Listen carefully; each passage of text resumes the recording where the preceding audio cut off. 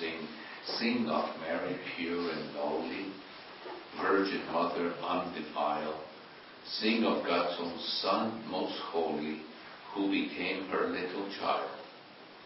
Fairest child of fairest mother, God the Lord who came to earth, Word made flesh, our very brother, takes our nature by his birth.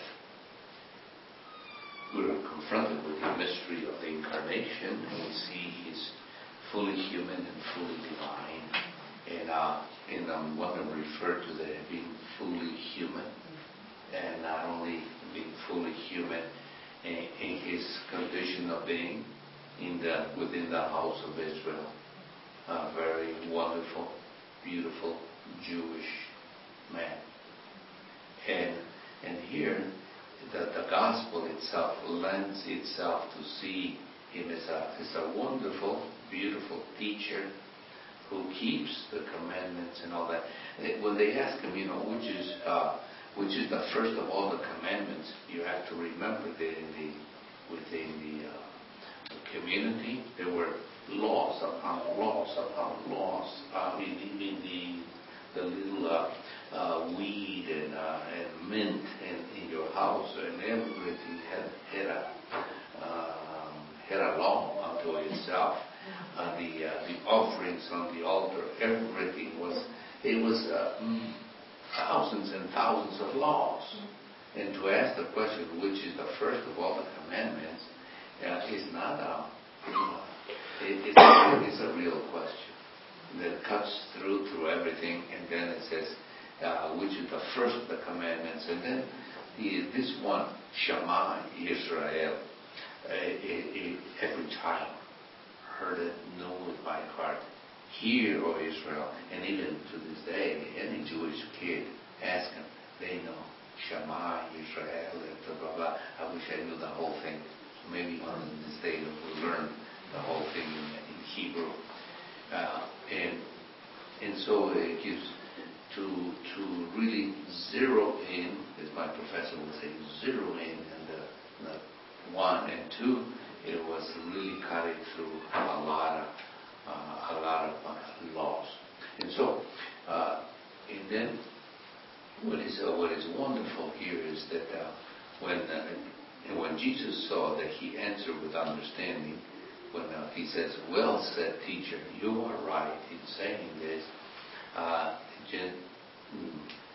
he was able then to see that this teacher was genuine, that he knew the law, and that he was most humble.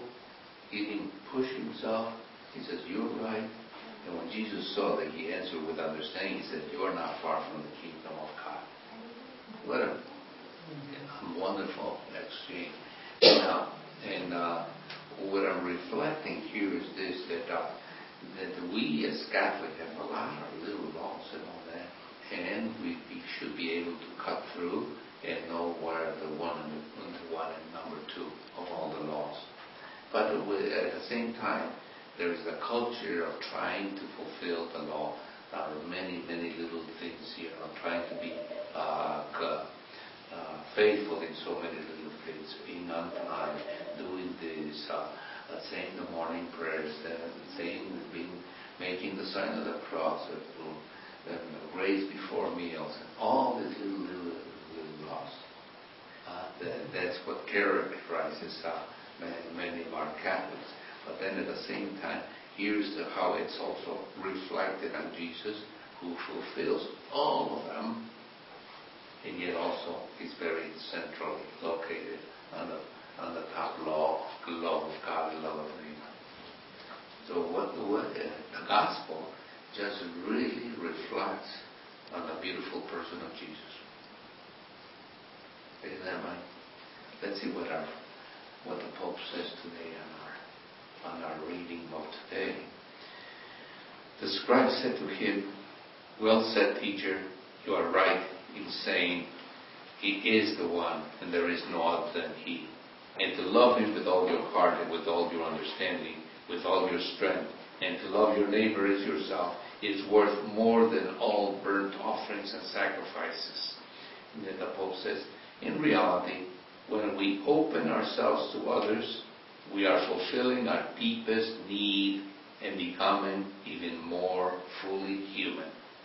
Loving is in fact what we are designed for by our Creator.